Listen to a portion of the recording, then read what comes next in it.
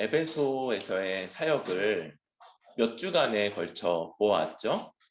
여러 가지 일들이 있었어요. 요한의 제자들, 요한의 세례만을 알고 그것만 받았던, 아직 성령도 잘 알지 못했던 그런 제자들 이야기, 또 특별히 지난주에는 스게와의 7 아들, 그래서 이 축기 사역을 했던 이 사람들이 오히려 그들이 빙자했던 예수 그리스도의 이름으로 귀신에게 흠씬 얻어맞고 온몸이 상해서 벌거벗은 채 쫓겨났던 이런 일까지, 그리고 이런 일들을 기점으로 해서 온 에베소를 중심으로 한 온 아시아 지역에 말씀이 전해졌던 것까지를 우린 보았습니다. 오늘은 이제 마지막으로 에베소에 있었던 굉장히 큰 사건 하나를 주로 다루고 있어요. 그런데 그 전에 먼저 21절, 22절에서 바울이 이제 마게도냐와 아가야를 거쳐 예루살렘에 갔다가 로마까지 가야겠다고 이렇게 작정하는 것을 보게 돼요. 이 이야기는 뭐냐면 에베소에서의 사역이 이제 끝났다, 완성되었다라는 생각을 바울이 갖고 있는 거예요.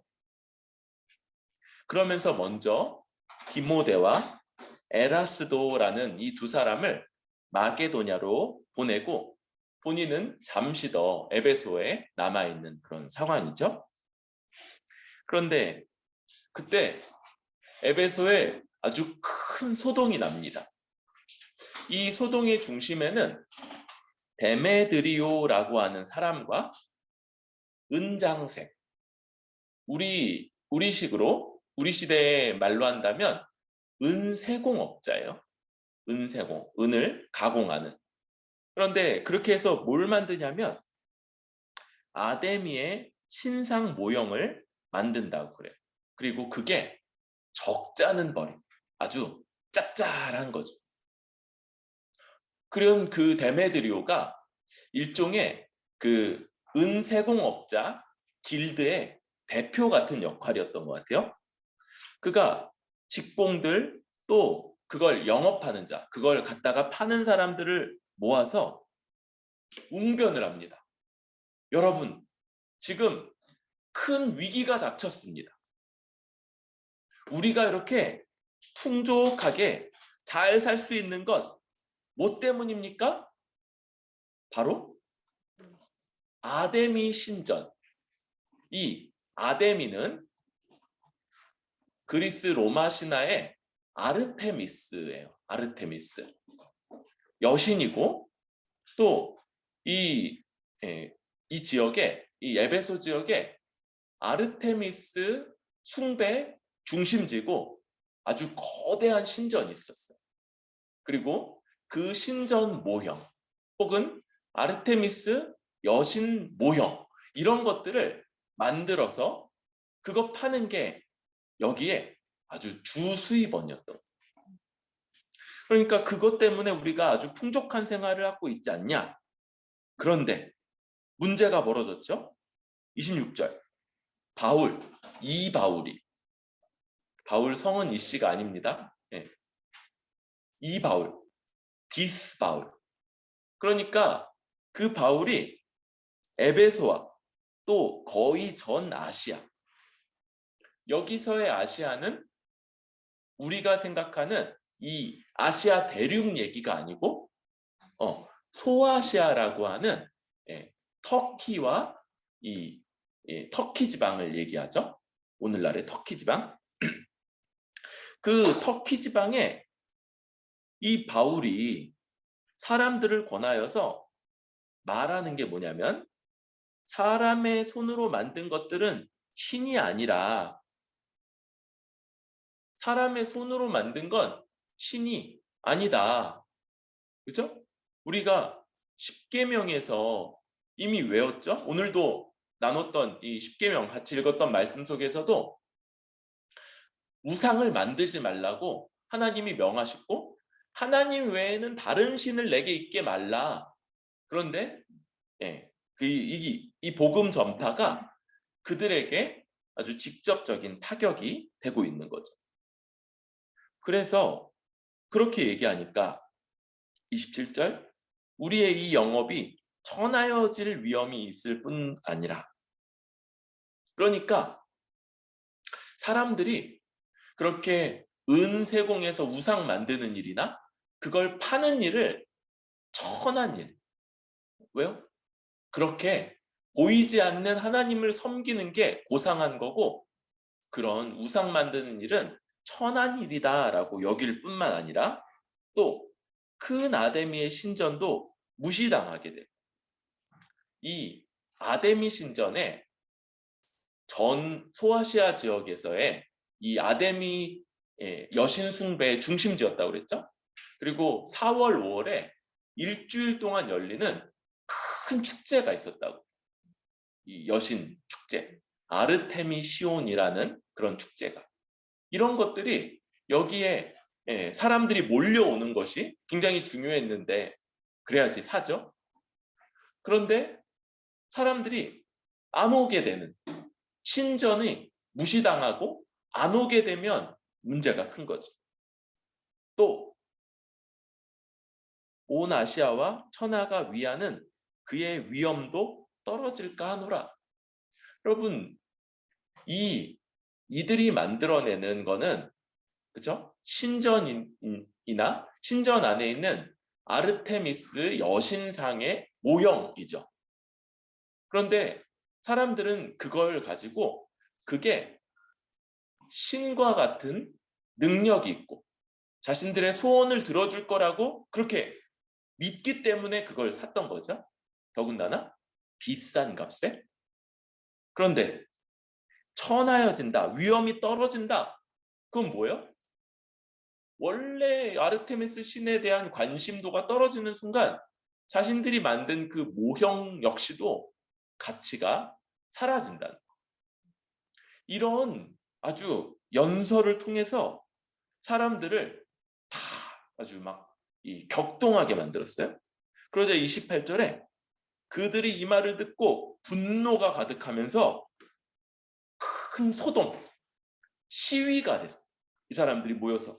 그러면서 외치는 말이 그다 에베소 사람의 아들이여, 그다 에베소 사람의 아들이여, 막 이러면서 막 외치고 있는 거예요. 이게 이제 그들의 캐치프레이즈, 시위 문구인 거죠. 그러면서 그런 이 시위, 이런 소동이 온 시내가 거기로 번져가면서 2명, 바울과 같이 다니는 가이오와 아리스다고라고 하는 이 2명의 동료가 그들에게 붙들리죠. 그리고 이들을 마치 죄수처럼 끌면서 막 곱게 데려가지 않았죠. 막 옷이 찢어지고 막 여기저기 막 맞아서 피가 나고 그러면서 막 어쩌면 질질 끌려서 그 연극장으로 끌려 들어갔어요. 이 에베소에 있는 이 연극장, 이 이제 에베소를 한번 갔다 볼 그런 기회가 있었는데요. 그쪽 지역은 주로 이 건축 자재가 돌이에요, 돌. 그러니까 이건 거기다가 이런 것들이 엄청나게 크게 짓죠. 그래서 어떻게 하냐면 뭐가 쳐들어와서 무너뜨리면 무너지죠. 그리고 무너져서 그 자리에 그대로 있는 거예요. 그리고 세월이 지나면 뭐 흙이 쌓이고 그러는데 결국 땅 파면 다 나와요. 그리고 이 돌들을 보면 이게 어떤 구조물이었고 어떤 규모인지 다 알죠. 이 돌은 크고 또 가치도 없어서 어디 가져가지도 않아요.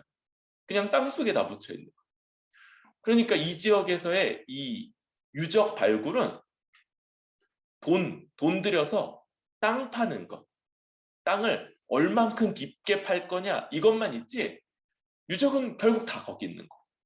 우리는 주 재료가 목조다 보니까 불타서 없어진 것들이 많은데 이 지역은 그게 다 남아있어. 그래서 이 에베소는 이미 발굴이 많이 돼서 거의 복원들이 많이 돼 있어요. 여기 이 에베소 연극장은 24,000명 규모예요. 그리고 어떻게 짓냐면 자연적으로 소리가 울려나가게끔, 그래서 무대에서 무슨 말을 하면 오늘 제가 쓰고 있는 이런 마이크 시설이 안 돼 있어도 쩌렁쩌렁 울리게끔 돼 있는 그런 구조를 갖고 있는 그런 연극장이죠. 거기서 지금 이 사람들이 끌고 가서 어떤 분위기예요?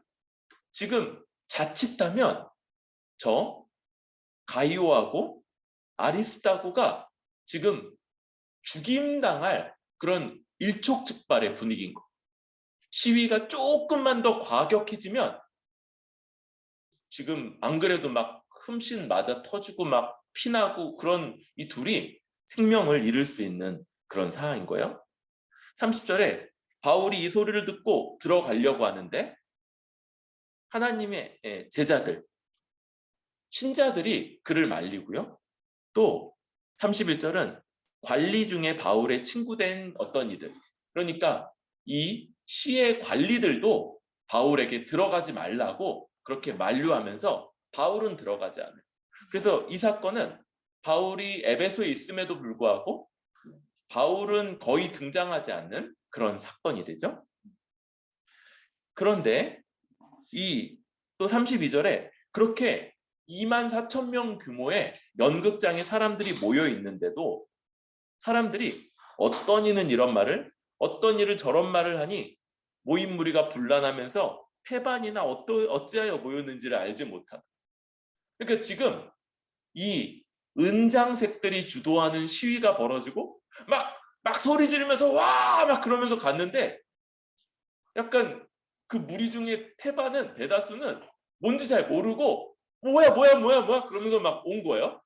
그래서 거기서 막 여기저기서 막 시끄럽게 소리가 나는데 근데 왜 왔어? 몰라. 막 그런 거.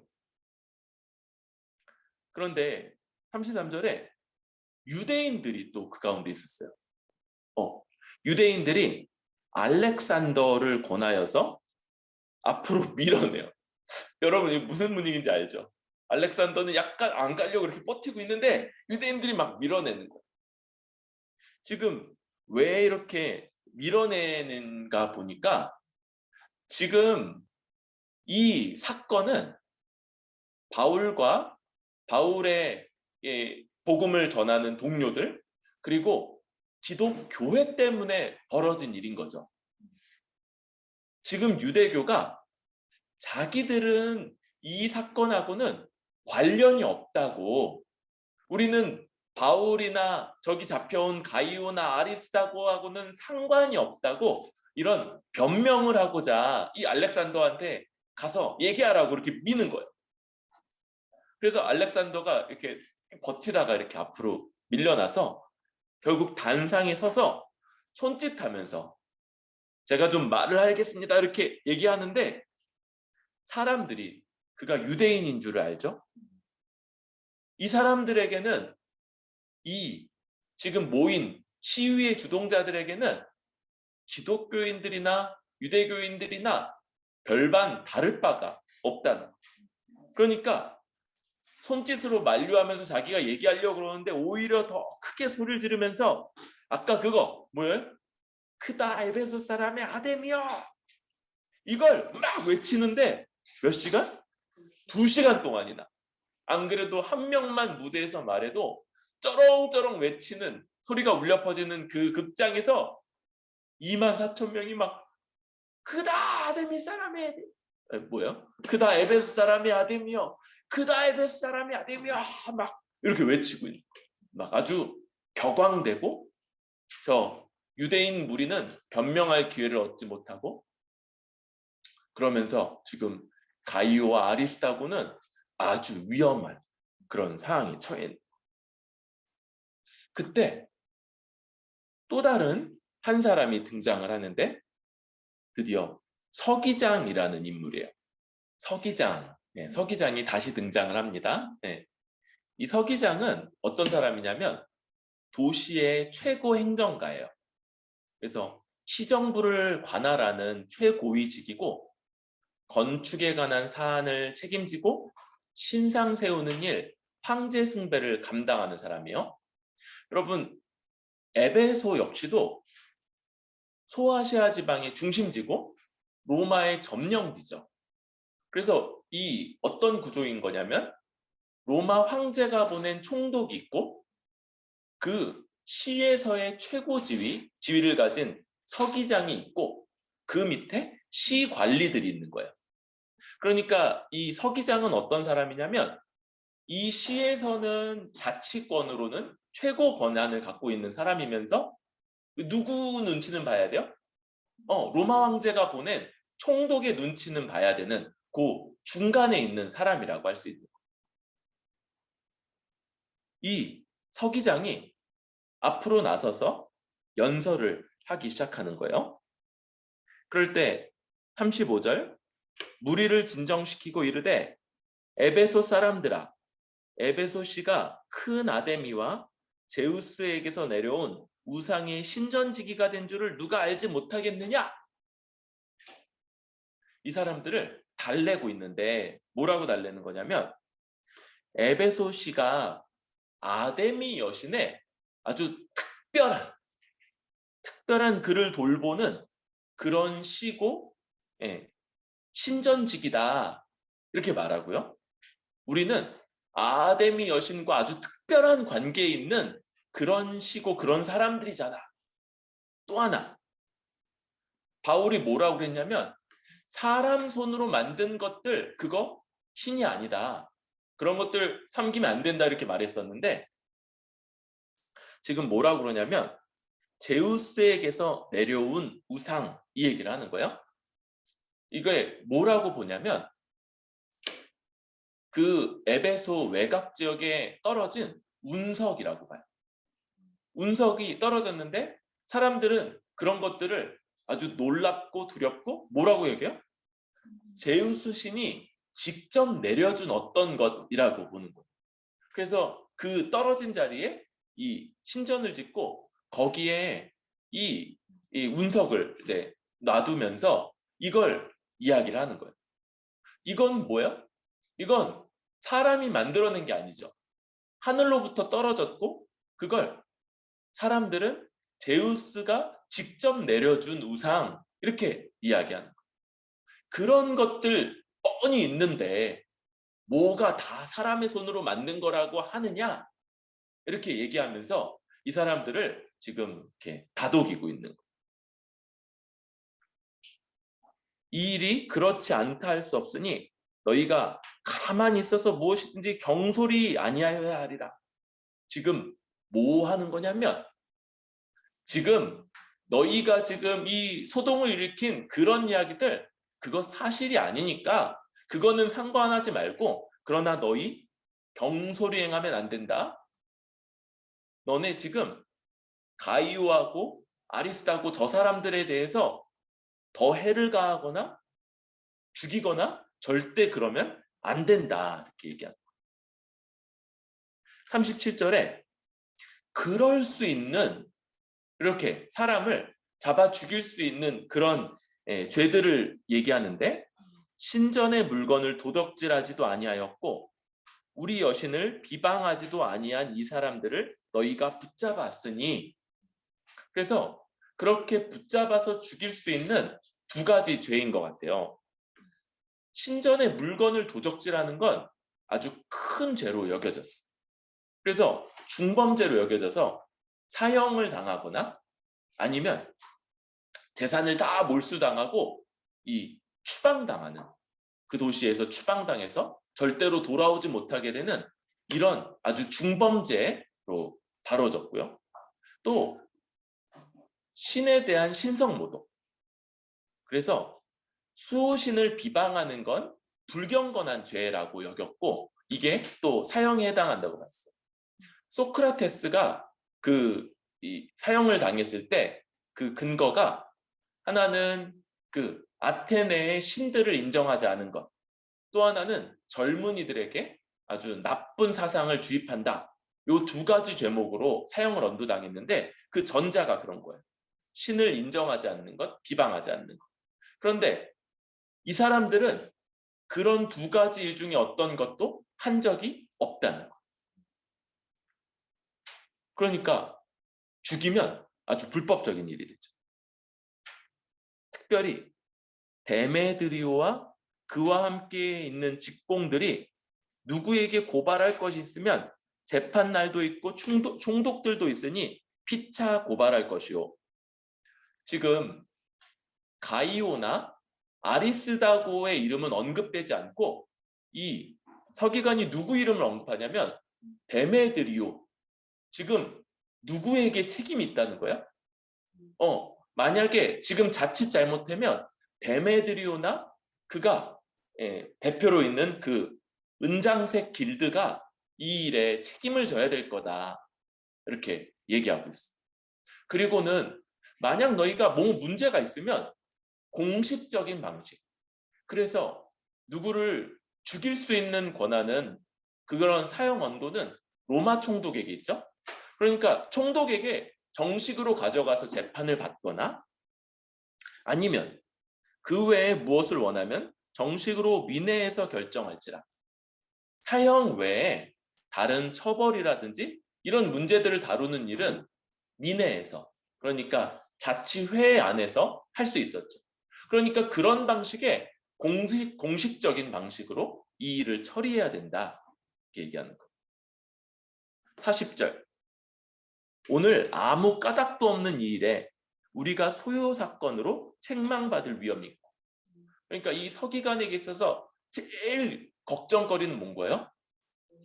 네, 로마 황제와 로마 군대의 개입인 거예요.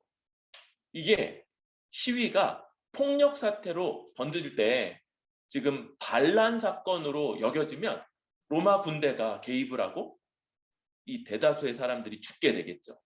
이런 문제가 벌어질 수 있으니까 너네 조심해야 된다. 우리는 이 불법 집회에 관하여, 그러니까 이런 모임, 지금 이게 근거도 없고 또 정식 루트를 취하지 않은 불법적인 일이다 라고 이야기하면서 이 연설을 마치고 그리고 그 모임이 흩어지게 되죠. 지금 이 아주 위험에 빠졌던 가이오와 아리스다고는 이런 연설을 통해서 이제 잘 무사히 놓여진 걸로 보여져요. 이런 사건을 다루고 있는 오늘 말씀을 좀 나눠보려고 합니다. 21, 22절에서 바울은 에베소에서의 사역이 맞춰졌다고 판단을 하고 있어요. 그러니까 본인이 이미 교회를 세웠던 마게도냐와 아가야 지방으로 가고, 그리고 예루살렘으로 가는 목적도 아주 분명하죠. 그 지역들에서 모은 구제 헌금을 예루살렘 교회에 전달하고자 하는 이 여정을 떠나고자 하는 거고요. 그리고 바울은 그리고 나서는 로마로 가서 이제 로마 교회의 파송을 통해서 서바나, 오늘날의 스페인 지역으로 선교를 가고자 하는 이런 계획을 가지고 움직이고 있는 거예요. 여러분, 우리는 이 목표라는 것, 우리가 교회에서 모이고 또 예배하고 함께 자라가는 가운데 분명한 방향과 목표가 있다는 걸 생각을 해야 돼요. 우리 교회의 목표, 교회의 목적이 뭡니까? 우리가 이렇게 함께 모이고 말씀을 배우고 자라가고 그런 목표가 뭡니까? 오늘 이 주보 안에 에베소 4장 말씀을 좀 실어놨어요. 같이 읽어보도록 합시다. 시작. 우리가 다 하나님의 아들을 믿는 것과 아는 일에 하나가 되어 온전한 사람을 이루어 그리스도와의 장성한 분량이 충만한 데까지 이르리니, 이는 우리가 이제부터 어린아이가 되지 아니하며 사람의 속임수와 간사한 유혹에 빠져 온갖 교훈의 풍조에 밀려 요동하지 않게 하려 함이라. 오직 사랑 안에서 참된 것을 하여 범사에 그에게까지 자랄지라. 그는 머리니 곧 그리스도라. 이 말씀의 바로 앞절은 이는 성도를 온전하게 하여 봉사의 일을 하게 하며 그리스도의 몸을 세우려 하심이라. 세 가지죠. 먼저는 성도들이 온전하게 되는 것이 교회의 1차 목적입니다. 어떻게 온전해집니까? 하나님의 아들을 믿는 것과 아는 일에 하나가 될 때, 이 하나가 된다는 건 이런 거예요. 우리 안에는 예수 그리스도를 알고 또 믿는 것에 편차가 존재합니다. 이 지식의 편차는 믿음의 편차를 이루어요. 왜요? 믿음이 지식, 동의, 신뢰로 구성되기 때문이죠. 믿음의 편차는요, 우리에게 주 앞에서 살아가는 삶과 또 판단에 있어서 편차를 일으킬 수밖에 없는 거예요. 그리고 이것은 하나됨을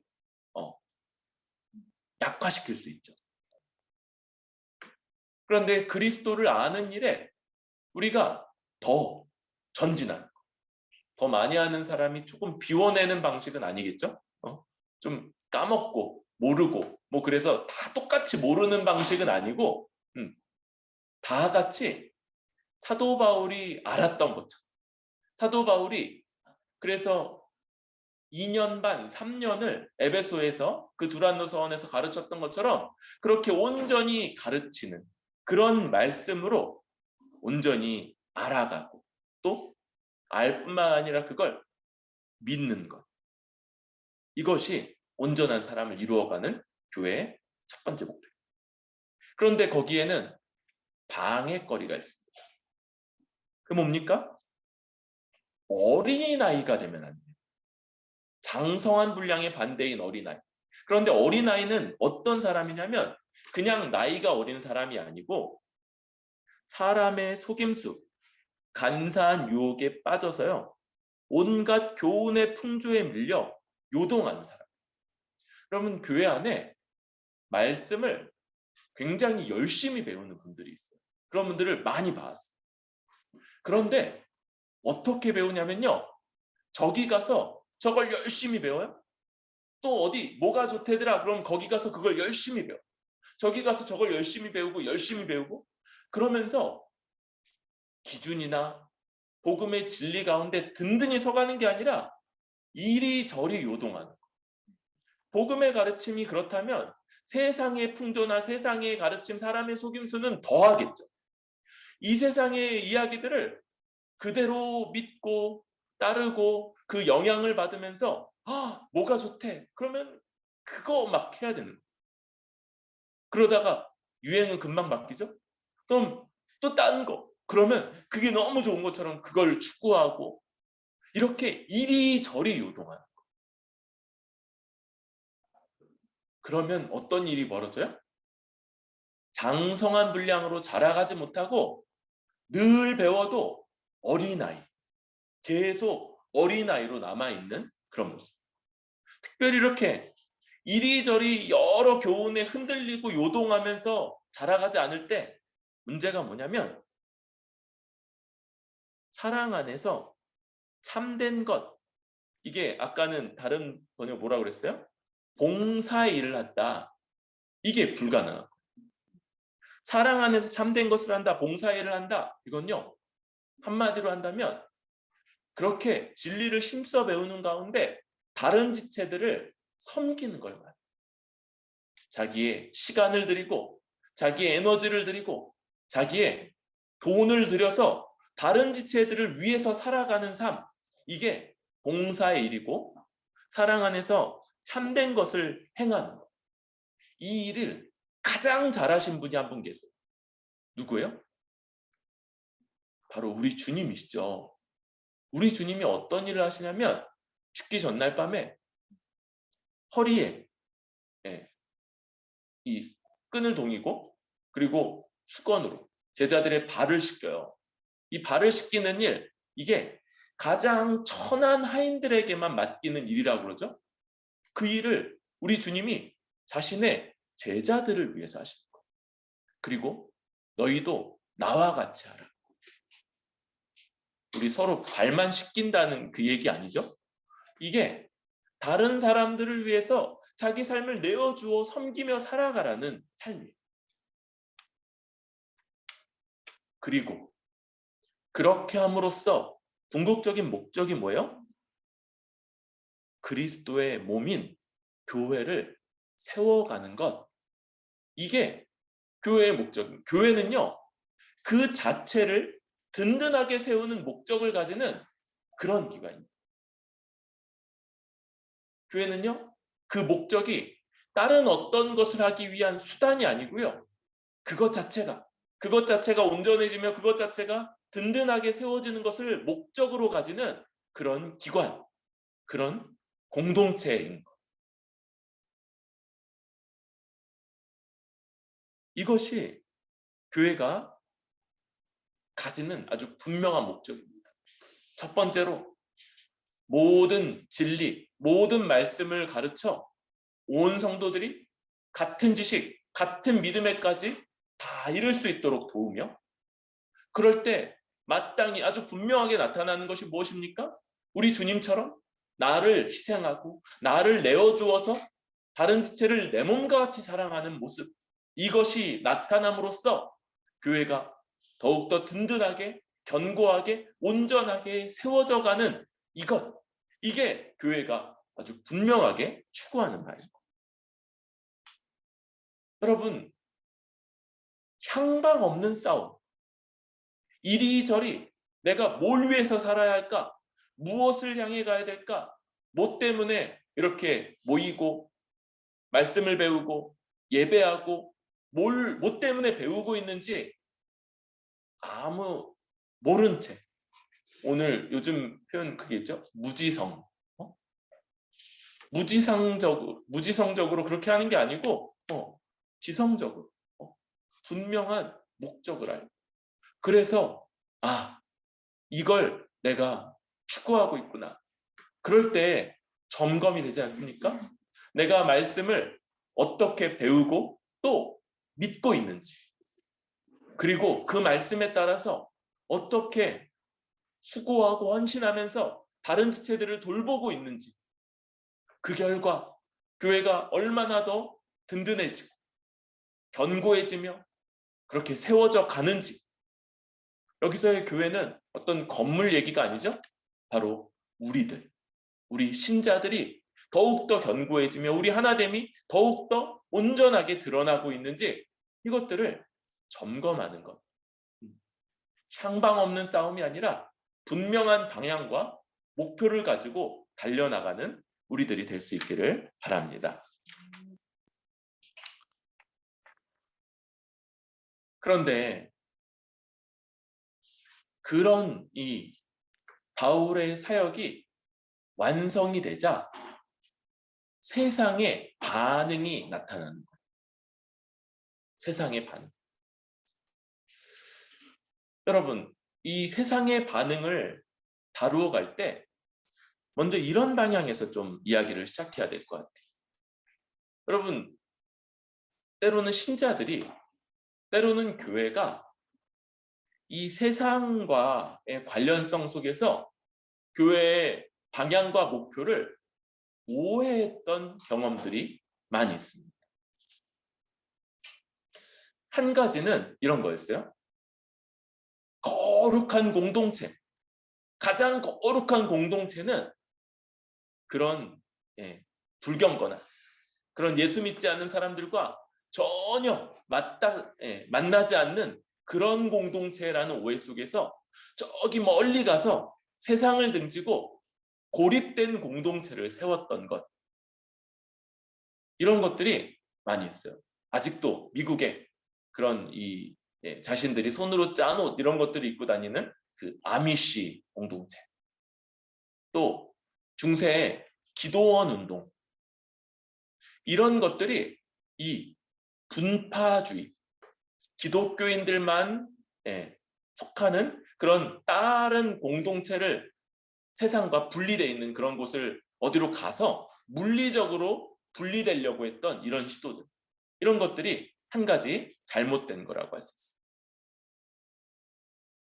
그런데 이런 것들이 잘못됐다 여기면서 정반대로 치달았던 그런 방식이 있어요. 그게 뭐냐면 세상과 사회를 바꾸는 것이 교회가 세워진 목적이고 우리의 첫 번째 임무다라고 여겼던 그런 것.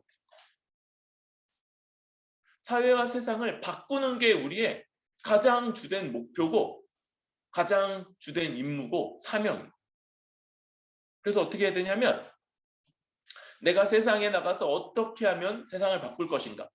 그런데 세상의 구조와 원리를 딱 보니까 누가 제일 영향력 있어요? 어떤 회사에서는 사장이, 어떤 단체에서는 장이. 그러니까 세상을 바꾸려면 그 세상에 가장 위에 있는 사람, 그걸 고지론이라고 부르는데 그런 것들을 우리가 차지해야지 그 영향력으로 우리 세상, 사회, 회사 뭐 이런 것들을 바꿔갈 수 있다 이렇게 주장하게 됐어요. 이 고지론과 다른 좀 흐름이 달라도 궁극적으로는 세상을 변화시켜 하나님 나라로 만든다. 이걸 교회의 목적이다라고 보는 그런 사람들이 있어 왔다. 여러분, 그런데 먼저 이것은 불가능한 일입니다. 여러분, 이 세상을 변화시키는 이 일은요, 완전히 변화시키는 이것, 이 세상을 바꾸고 하나님 나라로 만드시는 이 일은 우리 주 예수 그리스도의 일이에요. 우리 주님이 재림하셔서 주의 능력으로 이루실, 완성하실 일인 거예요. 우리는 그럼 뭐냐? 우리는요, 제한적인 부분에서 아주 작은 영역에서 조금 더 나은 곳으로 그렇게 세상을 바꾸어 갈 수 있을 거예요. 그런 영향을 끼칠 수 있을 거예요. 그러나 이건 역시도 이 일이 교회의 가장 주된 사명이다. 각자 세상으로 흩어져 들어가서 거기서 다 영향력을 발휘해서 세상을 변화시킨다라는 이런 구도로서 이루어지지 않는다. 그런 방식으로 자기 주변에 빨리, 그래서 교회의 목적은 다 흩어져서 들어가는 것이고 그렇게 함으로써 세상을 변화시키는 이건 아주 큰 오해고 많은 부작용들을 낳았어. 또 어떤 사람들은요, 세상의 다른 가치관들, 다른 것들을 물리적으로 대적하고 이런 것들을 아주 목표로 삼죠. 그래서 우리 이런 그룹들 중에 뭐 어디서 뭐 불상을 훼손했다든지 뭐 단군상에 몰래 가서 목을 베었다든지, 사람 목은 아니죠. 단군상 그런 것들에 목을 베었다, 이런 일들, 이런 것들이 보고될 때 이런 것들은 아주 물리적으로 그렇게 합니다. 왜 이게 안 되는 거냐? 왜 이게 불가능한 거냐? 그러면요, 우리 눈에 보이는 어떤 잘못하는 사장, 어떤 조직, 이것들은요, 사람이 눈에 보이고 그 사람들이 만들어내는 문화나 어떤 풍조들이 눈에 보이지만 그러나 그 뒤에 악한 영적 세력이 그 뒤에 있고 이 죄와 욕망과 탐욕 이런 것들로 그들을 조종하면서 만들어가는 세상입니다. 그래서 막 어떤 사람이 문제라고 여겨서 어떤 사람을 쫓아내요. 그럴 수 있어요. 그리고 나서 어떤 일이 벌어져요? 그 자리에 또 다른 사람이 앉아서 그 사람만큼 혹은 그 사람보다 더 악하게 그 일들을 하는 겁니다. 그래서 아유, 이 조직이 문제야. 그래서 그 조직을 어떻게 막 해서 망하게 만들어요? 그럼 어떻게 돼요? 그 옆에 있는 회사가 그 회사를 흡수하고 그래서 그 회사가 또 그만큼이나 악하게 만들어요.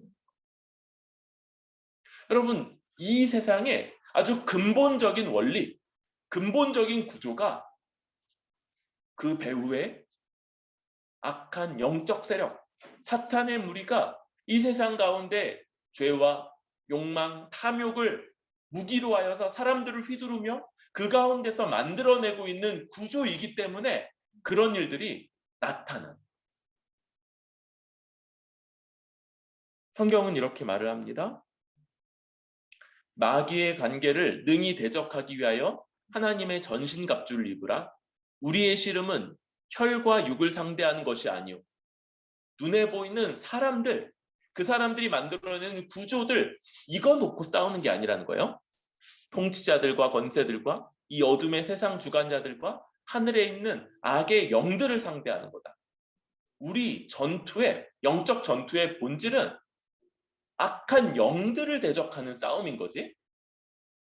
그들이 결국 그들에게 움직이는 그 사람들 한 명 한 명 그런 것들이 아니야.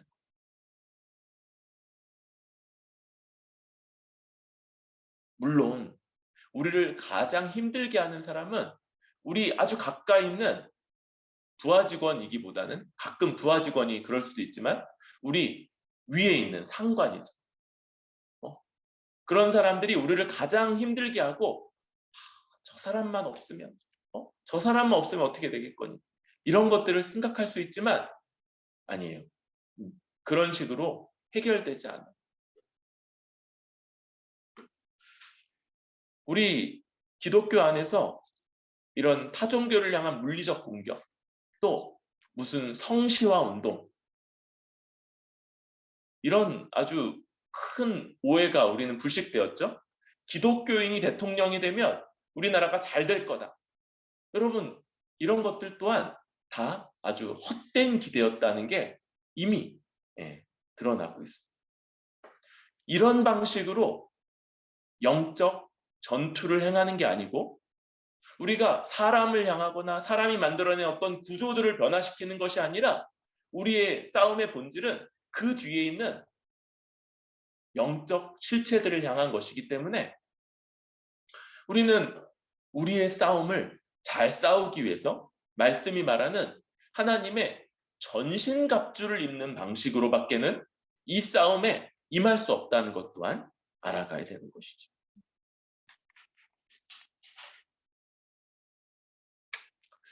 그러면 어떻게 지금 이 에베소의 소요 사태가 보여주는 신자가 또 기독교가 세상에 영향을 미치는 일들이 벌어질 수 있겠는가? 우리가 빠지지 말아야 되는 오해는 우리가 1차적으로 그걸 목적으로 하고 있지 않다고 그랬죠? 이 내용에 봐도 지금 신전 물건 도적질하거나 뭐 우상을 비방하지 않았다고 그래요. 바울이 교회가. 그러니까 그 타종교나 그 세력들을 직접적으로 뭐 어떻게 하지 않는. 여러분 그런 일도 있죠. 뭐 이단이라든지 뭐 그런 기업들이 만들어낸 물건을 이제 안 사는 분들도 있어요. 그렇죠? 안 사는 것도 인정을 해요. 저는 그것도 괜찮다고 봐요. 또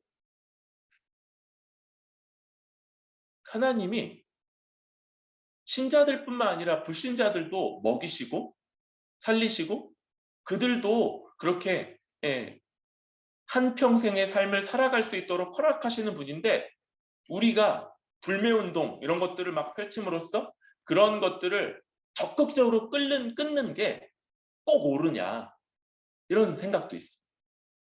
그러니까 그런 것들에 대해서 별 생각 않고 먹는 분들도 가능하다. 그럴 수 있다. 이렇게 보는 거. 이렇게 직접적으로 대적하거나 그렇게 하지 않는데도 어떻게 세상에 이와 같이 큰 소동이 벌어질 만큼 영향을 끼쳐낼 수 있는가?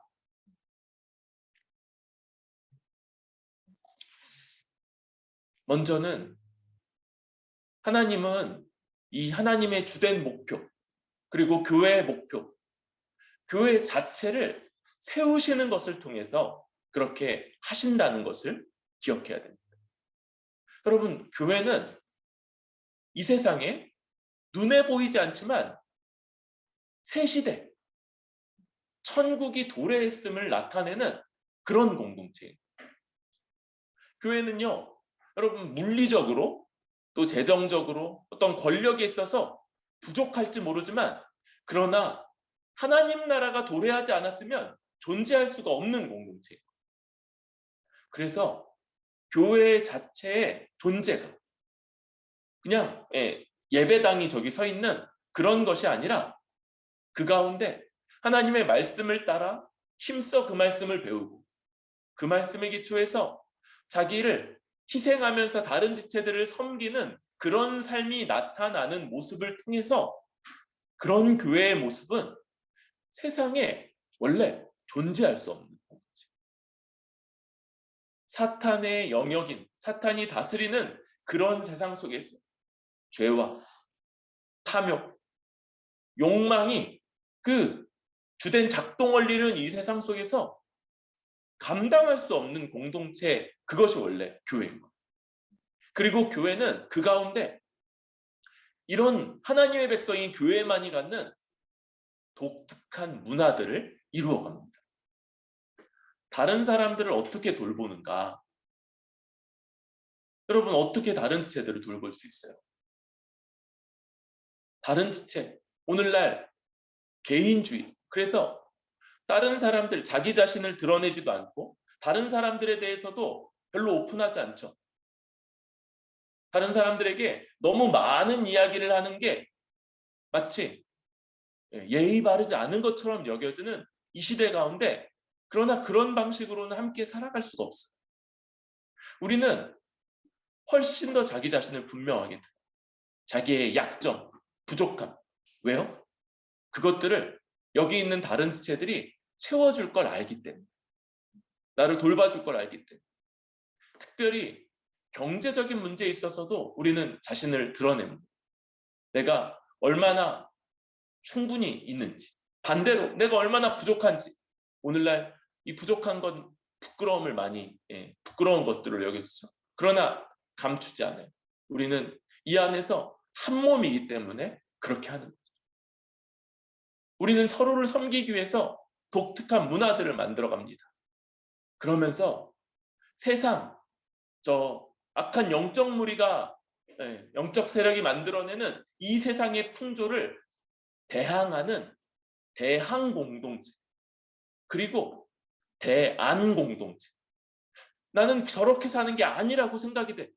그런데 도대체 어떻게 살 수 있지? 어떻게 사는 게 마땅하지 여길 때, 그런 삶을 제시하는 대안 공동체로서 우리는 이 세상 가운데 존재합니다. 그래서 먼저 든든하게 말씀으로 또 서로를 돌보며 세워지는 이 교회 공동체가, 그 존재가 세상에 영향을 끼치는 겁니다. 이 교회를 놓고 예수님이 세상의 빛이고 소금이라고 말씀했어요. 빛은요, 그 존재 자체로 어둠이 가리거나 감출 수가 없는, 존재하면 드러나게 돼 있습니다. 짜다면, 교회가 교회답기만 하다면, 그러면 세상 속에서 분명히 그 존재 자체로 영향을 끼치고 드러내는 것. 그리고 그렇게만 끝나지 않고, 이제 아까 잘못된 오해와 달리 어떻게 합니까? 우리는 세상에서 멀리 도망가 있지 않아요. 우리는 함께 모이고, 그리고 세상 속으로 들어가서 세상의 한 구성원으로, 또 시민으로서도 살아가는 거예요. 그런데 어떤 구성원, 어떤 시민이냐면, 교회에서는 신자로서 잘 살아가다가 세상에 나가면 세상에서 또 1등 세상 사람, 세상의 원리와 가치를 아주 적극적으로 추구하는 그런 사람으로서 사는 것이 아니고, 원래 사람은요, 통일된 인격체예요. 만약에 어떤 사람이 이렇게 두 가지로 마치 이중인격자처럼 교회에서는 아주 좋은 신자인데 나가면 누구보다도 더 세속적인 세상 사람이라면 그는 둘 중에 하나를 가장하고 있는 걸 거예요. 그런데 100이면 100 뭘 가장하는 겁니까? 교회에서의 모습이 그의 가장이고 세상에서의 모습이 그의 진면목이고, 그는 그냥 그런 세속적인 사람인데 단지 오랫동안 교회 안에서 자라오면서 교회에서 살아가는 법을 그냥 학습한 명목상의 신자, 가짜 신자일 뿐일 거예요. 여러분, 우리는 이런 대한공동체로서의 이 교회로 살아가면서 그 한 사람 한 사람이 그런 동일한 인격으로서 세상에서도 살게끔 합니다. 손해를 볼지라도, 욕을 먹을지라도 그 가운데서도 정직하고 다른 이들을 도우면서 그렇게 살아가는 존재, 그러면서 진리에 대해서 물러나지 않는 존재로 살아내는. 우리 자녀들을 키우는데 많은 수고와 많은 고민들을 하고 있습니다. 그런데